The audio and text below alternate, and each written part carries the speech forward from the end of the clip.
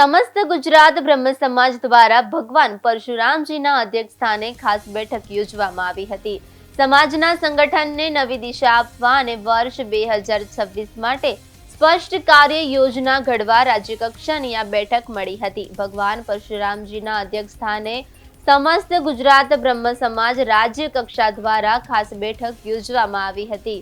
આ બેઠકમાં સમાજના સંગઠનને નવી દિશા આપવા અને વર્ષ 2026 માટે સ્પષ્ટ કાર્ય યોજના ઘડવા ચર્ચા વિમર્શ કરવામાં આવી હતી. આ બેઠકમાં રાજ્ય કક્ષાના મુખ્ય સંયોજક ડોક્ટર યજ્ઞેશ દવે અને પ્રદેશ પ્રમુખ ડોક્ટર અશ્વિન ત્રિવેદીના માર્ગદર્શન હેઠળ સમાજના ભવિષ્ય માટે નિર્ણયો લેવામાં આવ્યા હતા.